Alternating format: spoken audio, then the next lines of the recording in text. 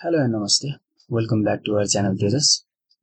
अब योभन्दा अगाडि लेक्चरसँग चाहिँ हामीले के गरेका थियौँ भन्दाखेरि एपिथेलियल टिस्युको बारेमा मजाले हेरेका थियौँ होइन। जस्तै यहीँ छ सबै कुराहरू। हामीले यसको क्लासिफिकेसन मेन हेरेका थियौँ होइन। अब फर्स्टमा इन्ट्रोडक्सन हेरेका थियौँ, त्यसपछि लाएर यही हाम्रो सिम्पल एपिथेलियम जुन हामीले यो पनि भ्यायौँ होइन। सिम्पल भ्यायौँ, कम्पाउन्ड भ्यायौँ होइन। अब यहाँ हामीले ग्ल्यान्डुलर अनि त्यसपछि सेन्सरी अनि त्यसपछि जमिनल भ्याउँछौँ आजको लेक्चरमा चाहिँ। अब यसमा चाहिँ के बुझ्नु पर्यो मेनली भन्दाखेरि चाहिँ अब हामीले यो ग्ल्यान्डुलर एपिथेलियम स्टार्ट गर्नुभन्दा पहिला के बुझ्नु पर्यो भन्दाखेरि चाहिँ यो सबै जति पनि ग्ल्यान्डुलरको कुरा छ होइन, सेन्सरको कुरा छ, जर्मिनलको कुरा छ भने चाहिँ अभियसली केही कुरा रिपिट हुन्छ क्या। के कुरा रिपिट हुन्छ भन्दाखेरि चाहिँ यो ग्ल्यान्डुलरको कुरा गर्दाखेरि चाहिँ हाम्रो सेक्रेसन हो नि त। ग्ल्यान्डको काम के हो? सेक्रेसन हो भनेपछि सेक्रेसन केले गर्छ? कि त कोलुमनरले गर्छ कि त क्युबेडरले गर्छ नि त। हो, त्यही भएर जुन हामीले पढ्यौँ नि सिम्पल एपिथेलियम टाइप्स पढ्यौँ, स्क्वामस पढ्यौँ, कोलुमनर, क्युबेडल होइन। अब त्यसको मल्टिपल लेयरको बारेमा पढ्यौँ। हो त्यही तिनीहरू नै आउँछ क्या यसमा चाहिँ। अब त्यस्तो सेल जसले अब सेक्रेसनमा हेल्प गरिरहेछ भनेपछि त्यो ग्ल्यान्डुलरमा आयो नि त। सेन्सरी त्यस्तो टिस्यु होइन जुन पनि हुन्छ जसले चाहिँ के गर्नु पर्यो भन्दाखेरि सेन्सरी पर्सेप्सनमा हेल्प गर्नु पर्यो भने चाहिँ सेन्सरी एपिथेलियम हुन्छ। अनि त्यस्तो एपिथेलियम अथवा टिस्यु जसले चाहिँ के गर्नु पर्यो भन्दाखेरि जर्मिनल जर्म सेल फर्मेसन गरेर चाहिँ स्पर्म ओभम फर्मेसनमा हेल्प गरेर हुन्छ नि भनेपछि त्यो के हो भन्दाखेरि जर्मिनल हो। भनेपछि त्यही पढिसकेको कुराहरू मात्रै हो। जस्ट के भन्दाखेरि अलिकति यसलाई चाहिँ नाम दिइयो क्या, ग्ल्यान्डुलर सेन्सरी जर्मिनल भनेर दिएको छ है। ल अब हामीले के गरौँ, सुरु गरौँ यसमा। हामीसँग छ ग्ल्यान्डुलर एपिथेलियम। ग्ल्यान्डुलर एपिथेलियम भनेपछि फर्स्टमा के बुझ्नु पर्यो भन्दाखेरि चाहिँ त्यस्तो एपिथेलियम जसले के गर्छ भन्दाखेरि द्याट लाइन्स दि ग्ल्यान्ड होइन त अभियसली। अनि ग्ल्यान्डको काम के हुन्छ? सेक्रेसन हुन्छ नि त ग्ल्यान्डको काम त होइन। अब भनेपछि अब ग्ल्यान्डको काम सेक्रेसन हुन्छ भनेपछि त्यो कुन कुन सेल हुन्थ्यो अरे? आइदर क्युबेडल कि त के हुन्थ्यो हाम्रो कोलुमनर हुन्थ्यो होइन त। जति पनि ग्ल्यान्डुलर अब हामीले एपिथेलियम पढ्छौँ त्यसमा क्युबेडल हुन्छ कि त कोलुमनर हुन्छ यसमा। अब यसको चाहिँ क्लासिफिकेसन हेरौँ क्या, कस्तो कस्तो तरिकाले चाहिँ यसलाई क्लासिफाई गरेको छ भन्ने कुरा भयो यसमा चाहिँ। एउटा चाहिँ on the basis of secretion अनि अर्को भनेको चाहिँ हाम्रो के हुन्छ? Number of cell. अब सेक्रेसन नि के हुन्छ भन्दाखेरि चाहिँ एउटा चाहिँ कस्तो खालको सेक्रेसन गरिरहेछ र सेक्रेट गर्दाखेरि चाहिँ कस्तो मोडले सेक्रेट गरिरहेछ भन्ने कुरामा यसमा फेरि के आउँछ? दुईवटा कुरा आउँछ। एउटा चाहिँ के भयो भन्दाखेरि चाहिँ मोड अफ सेक्रेसनको कुरा आउँछ, मोड अफ सेक्रेसन। अर्को भनेको चाहिँ के हुन्छ भन्दा काइन्ड अफ सेक्रेसन क्या, खास के चाहिँ यसले सेक्रेट गरिरहेछ त। नम्बर अफ सेलमा त भन्नै पर्दैन होला। एउटा युनिसेलुलर, अर्को हुन्छ हाम्रो के मल्टिसेलुलर। यहाँसम्म त ठिक छ होइन। अब यो यसलाई भ्याइहालौँ। युनिसेलुलर भनेपछि अब यो त मजाले सुनिएकै कुरा होला होइन। सबभन्दा पपुलर एक्जाम्पल भनेको हाम्रो गोब्लेट सेल हुन्छ, गोब्लेट सेल होइन। जस्तै रेस्पिरेटरी प्यासेज हुन्छ नि गोब्लेट सेल, जसले चाहिँ के गर्छ भन्दाखेरि म्युकस सेक्रेट गरेर हुन्छ। मल्टिसेलुलर भनेको रिमेनिङ जति पनि छ त्यो के हुन्छ भन्दाखेरि मल्टिसेलुलर हुन्छ है। अब यहाँ मोड अफ सेक्रेसनको कुरा आयो होइन। मोड अफ सेक्रेसन भनेको चाहिँ कस्तो भनेपछि कसरी सेक्रेट गरिरहेछ त होइन। भनेको कुनै पनि ग्ल्यान्ड छ भने, जस्तै मेमोरी ग्ल्यान्ड छ भने त्यहाँबाट सेक्रेट भइरहेको जुन मिल्क छ त्यो चाहिँ कस्तो मोडले सेक्रेट भइरहेछ त। आइदर त्यो सेक्रेसन मात्रै निस्किरहेको कि त्यहाँ कुनै एउटा सेलको पोर्सनै निस्किरहेछ कि, या भनौँ कुनै पुरै जुन सेक्रेसन गर्ने जुन सेल छ नि त्यो पुरै चाहिँ मतलब डिस्ट्रोय नै भइरहेछ त होइन। त्यसको बेसिसमा पनि के हुन्छ भन्दाखेरि यहाँ तिनवटा हुन्छ क्या। एउटा भनेको चाहिँ मेरोक्राइन, एउटा भनेको मेरोक्राइन, एपोक्राइन र हुन्छ होलोक्राइन है। अब यो मेरोक्राइनमा चाहिँ कस्तो हुन्छ भन्दाखेरि जुन सेलको सेक्रेसन हुन्छ नि त्यो चाहिँ बाहिर सेलभन्दा बाहिर कस्तो तरिकाले निस्किन्छ भन्दाखेरि चाहिँ हाम्रो एक्जोसाइटोसिसको जुन प्रोसेस हुन्छ नि त्यसको थ्रुबाट निस्किन्छ अरे क्या। कुन प्रोसेस रे? एक्जोसाइटोसिस। भनेपछि एक्जोसाइटोसिस भनेको के हो त?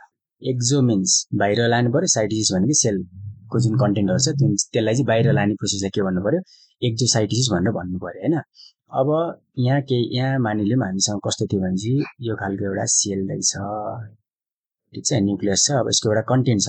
अब कन्टेन्ट छ भनेपछि त्यसलाई एक्जोसाइटोसिसको थ्रुबाट निकाल्नु छ भनेपछि अब यत्तिकै त निस्किँदैन होला नि त, खुल्लम खुल्ला त निस्किनु होला हो। यो सेल छ, अर्को पनि सेल छ भने यसको बाहिर अब यो एक्स्ट्रा सेलुलर म्याट्रिक्समा चाहिँ निस्किनु पर्यो भनेपछि यहाँ के हुन्छ भन्दाखेरि जुन हाम्रो गोल्गी बडी हुन्छ नि त्यहाँबाट हाम्रो के हुन्छ भन्दाखेरि गोल्जेन भेसिकल भन्छ क्या। त्यो भनेको चाहिँ के भनेर सम्झिँदा हुन्छ भन्दाखेरि एउटा पुरै स्फेरिकली हुन्छ नि, केही कुरा अटाउन सकिन्छ होइन। त्यो भेसिकल हुन्छ अनि त्यही भेसिकलमा चाहिँ त्यसको सेक्रेसन हुन्छ अनि त्यहाँबाट निस्किन्छ क्या। अब यहाँ एउटा भेसिकल बन्यो, यहाँ एउटा भेसिकल बन्यो यसरी, अनि यहाँबाट सट्ट सेलबाट निस्किन्छ एक्जोसाइटोसिसको थ्रुबाट। So that is how merocrine gland works होइन। यसको एक्जाम्पल भनेको हाम्रो गोब्लेट सेल। यहाँसम्म ठिक छ है।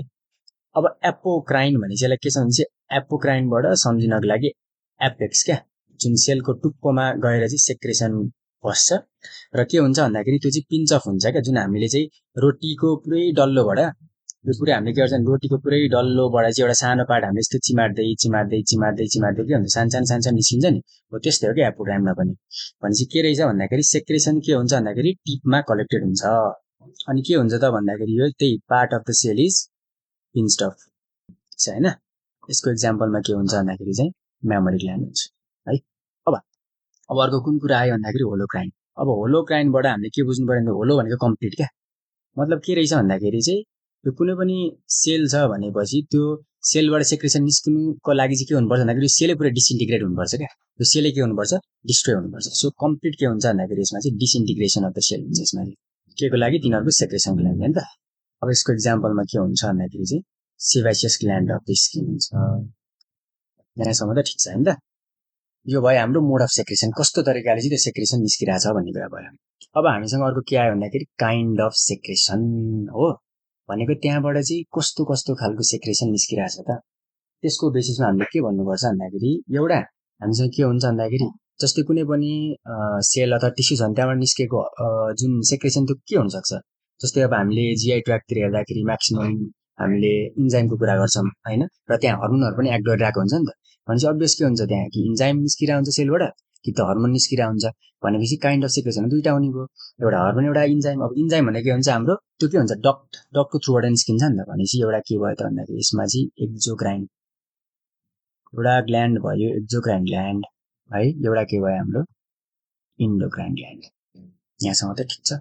अब एक्जोक्राइन ग्ल्यान्डलाई के पनि भनिन्छ अरे, यसलाई भन्छ डक्टेड ग्ल्यान्ड पनि भन्छ, मान्छेलाई के भन्नु पर्यो डक्टलेस ग्ल्यान्ड भन्नु पर्यो होइन। त्यस्तै गरी अब एक्जोक्राइन ग्ल्यान्ड छ भनेपछि त्यसको डक्ट पनि छ भने के हुन्छ भन्दाखेरि जुन साइट अफ एक्सन के हुन्छ अभियसली के हुन्छ नि यार, साइट अफ एक्सन यसको नजिक पनि हुनसक्छ टाढा पनि हुनसक्छ, यसलाई टेन्सन भएन होइन, डक्टको थ्रुबाट चाहिँ साइट अफ एक्सन जान्छ। अब यो इन्डोक्राइन ग्ल्यान्डको लागि त कुनै डक्ट पनि छैन क्या, कुनै एउटा लाने कुनै एउटा हुन्छ नि मिडियम छैन क्या, यसको लागि डाइरेक्ट भन्नाले जुन पाइप सिस्टम हुन्छ नि त्यो छैन क्या, त्यही भएर यसको चाहिँ के हुन्छ भन्दाखेरि साइड अफ एक्सन टाढा टाढा पनि हुन्छ क्या, त्यही भएर यो चाहिँ ब्लडको थ्रुबाट पास गर्छ जहाँ पनि पुग्छ क्या, सो इट पासेस थ्रु अथवा ट्राभल्स थ्रु ब्लड। अनि त्यसपछि अब यसको सेक्रेसनलाई के भन्ने त हामीले अब इन्जाइम्स भन्नु पर्यो होइन, यसको सेक्रेसनलाई के भन्ने हामीले हर्मोन भन्ने, यहाँसम्म त ठिक छ। एक्जाम्पलमा के हुनसक्छ त हामीले सुनिरहेकै नामहरू हो, जस्तै सेलिभरी ग्ल्यान्ड जस्तै सेलिभा सेक्रेट गर्छ होइन, म्यान्डिबुलर सबलिङ्गल जुन छ नि प्यारोटिड, सबै के हुन्छ भन्दाखेरि त्यसको जुन इन्जाइम हुन्छ त्यो डक्टको थ्रुबाट चाहिँ के हुन्छ भन्दाखेरि ओरल क्याभिटीमा आएर एक्सन गरेर हुन्छ नि त होइन, टाली इन्जाइमहरू हुन्छ त्यसले चाहिँ के गर्छ भन्दाखेरि फुडलाई ब्रेक डाउन गर्नको लागि पनि हेल्प गरिरहेको हुन्छ। भनेपछि यसमा के भयो त हाम्रो फर्स्टमा सेलिभरी ग्ल्यान्ड भयो, अर्को के हुन्छ टियर ग्ल्यान्ड, अनि अर्को के हुन्छ भन्दाखेरि जस्तै स्टोमकमा के कुन ग्ल्यान्ड हुन्छ ग्यास्ट्रो ग्ल्यान्ड, अब त्यहाँ धेरै पर्छ, सबै के हुन्छ via the duct secretion is pouring into the हाम्रो स्टोमकमा है त। अर्को के हुन्छ इन्टेस्टाइन ग्ल्यान्ड। त्यस्तै गरी जुन हर्मोन छ, अब हर्मोन सेक्रेट भइरहेछ कुनै पनि सेलबाट निस्किरहेछ तर त्यसमा कुनै पनि डक्ट छैन, किन भन्दाखेरि हर्मोनको एक्सन जहिले पनि it is far from its origin क्या, जहाँबाट बनिरहेको हुन्छ त्योभन्दा फार हुन्छ यसको साइट अफ एक्सन, त्यही भएर पनि इट डज नट। अब यसरी हेरौँ न, अब हुन्छ नि अब हर्मोन छ भने चाहिँ अभियसली ब्लडको थ्रुबाट इजी हुने भयो नि त टाढा टाढा जानको लागि, अब नजिकै छ भने पो एउटा सानो पाइप जस्तो डक्ट छ त्यहाँबाट गयो एक्ट गर्यो, तर टाढा टाढासम्म त पाइप अब प्र्याक्टिकल्ली पनि त इम्पोसिबल हुन्छ नि त, पाइपहरूको कन्डिसनले पनि हेर्नु मिल्छ यसलाई, त्यस्तै गरी डक्ट त अब टाढा टाढा लानलाई पोसिबल हुँदैन नि त, त्यही भएर so it is very easy so that the hormone is carried out by the ब्लडको थ्रुबाट मजाले के गर्छ यसले क्यारी गरिरहेको हुन्छ। अब यसमा हामीले के गर्न सक्छौँ भन्दाखेरि चाहिँ एउटा पिट्युइटरी ग्ल्यान्ड, थाइरोइड ग्ल्यान्ड, प्याराथाइरोइड ग्ल्यान्ड जति पनि छ एड्रिनल ग्ल्यान्डहरू सबै यसमा गर्छ। मजाले एकचोटि फिगरमै हेरौँ होइन, यहाँ के छ अघि भनेको थिएँ कि जुन एक्जोक्राइन हुन्छ त्यो भनेको हाम्रो डक्टेड पार्ट हुन्छ जसको थ्रुबाट हाम्रो त्यसको सेक्रेसनहरू निस्किन्छ।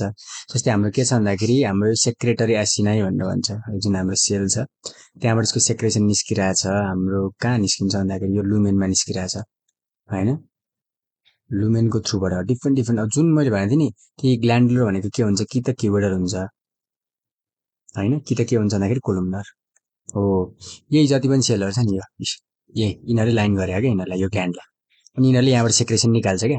अब सेक्रेसन निकाल्दाखेरि जुन यो छ यो भित्रपट्टि भनेको चाहिँ त्यही गोल्गी बडीको थ्रुबाट चाहिँ त्यसले भेसिकल बनाउँछ, जसमा चाहिँ अब हाम्रो प्रोटिनहरू होइन इन्जाइमहरू चाहिँ के हुन्छ भन्दाखेरि त्यहाँ प्याक्टअप हुन्छ र त्यहाँबाट निस्किन्छ होइन, र यही पार्टलाई के भन्छ हामीले सेक्रेटरी पार्ट भनेर भन्छ है।